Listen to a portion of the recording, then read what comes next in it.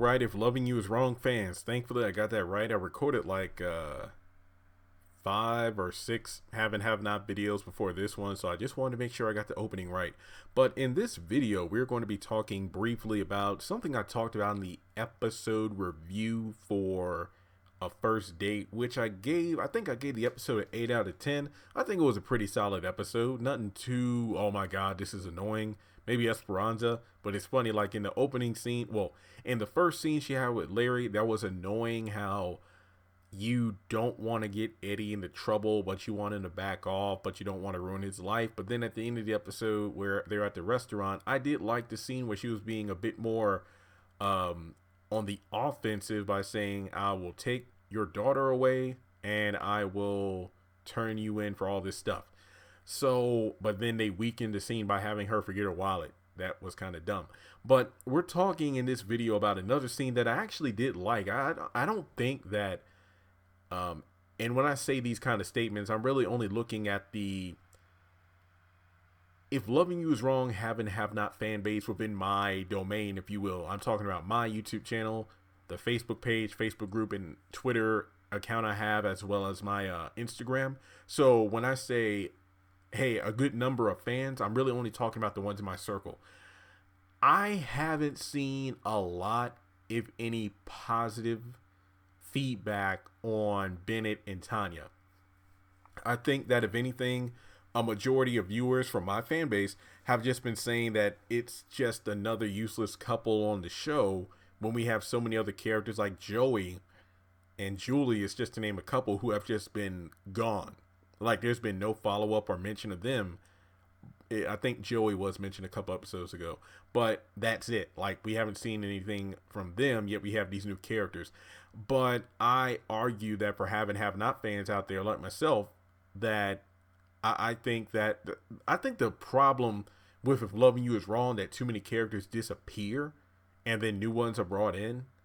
But with the haves and the have-nots, too many characters are killed off, and then these other characters are brought in and made the main focus, and we can't stand them, like Justin, for example, which is kind of weird because the haves and the have-nots kills off characters who still had room for development, and it's just sad. But in this situation, I did like the scene between Tanya and Bennett. We learn more about them. The fact that Tanya has these episodes if she doesn't take her pills, very reminiscent of Amanda.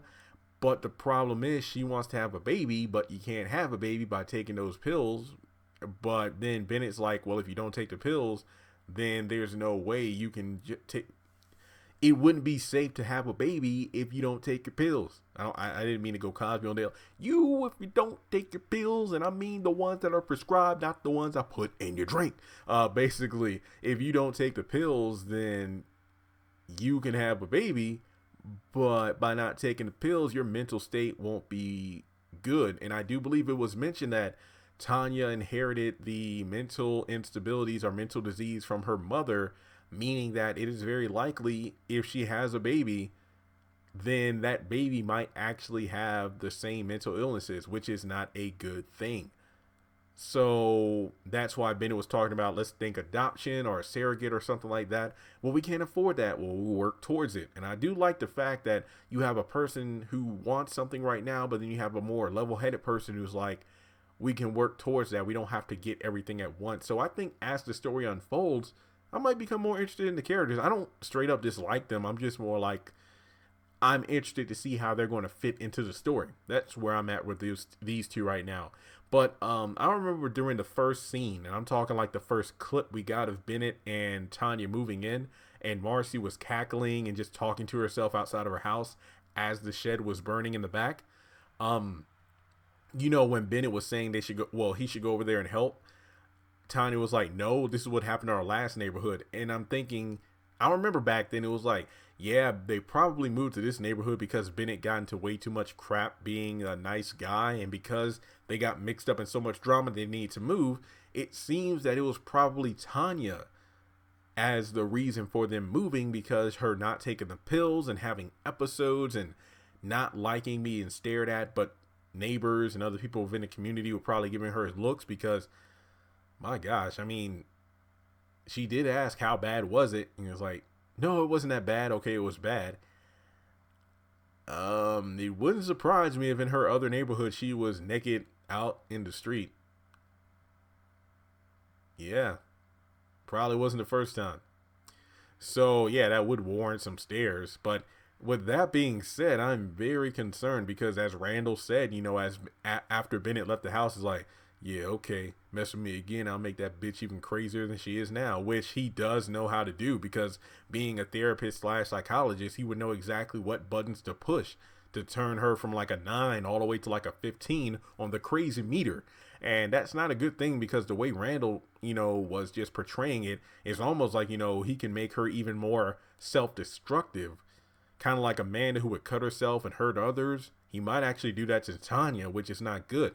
Which begs the question why Tanya is on Randall's front porch smiling at him as she's saying, I'll call the police. And he's like, nobody will believe you. And that's very true based off the show that she put on the night before. But that doesn't answer the question as to why Tanya is over there herself if she doesn't want to talk to Randall anymore. I was speculating that maybe Tanya saw Randall looking at the house through the binoculars, or what if Natalie told Bennett that, hey, this man across the street is looking at your house like she said she would. I don't know if that's the case. I don't think they're going to run into Bennett before they have dinner that night. I don't know. I'm just speculating. But maybe Tanya does take her pills and then she decides to go over to the doctor's house. I don't know. We'll just have to wait and see. But I think it is safe to say that Tanya is the reason they moved to this new location. And yeah, there's no telling what's going to happen next. But let me know your thoughts in the comment section below. Like I said, I don't really mind the characters at the moment. I don't really see anything too annoying about them. I just feel like, we're learning more as the story goes on. And like I said, I've truly enjoyed watching If Loving You Is Wrong live and reviewing it as it comes on. It really gives me more motivation to do this with other shows like maybe Ambitions when it comes out, Greenleaf when that comes out again this fall. So let me know your thoughts in the comment section below. Be sure to subscribe to the channel if you haven't done so already, and I'll talk to you soon. Congratulations on making it to the end of this video. If you like what you just saw, make sure to hit the thumbs up button, or if you have anything you would like to add to the video, make sure to leave your thoughts in the comment section below. If you want to keep up with me on social media, go to the description box. All of my links for social media are right there.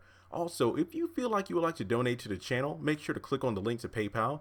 Any amount helps. $1, $5, $20. As a full-time YouTuber, any support from my fans really does mean a lot to me.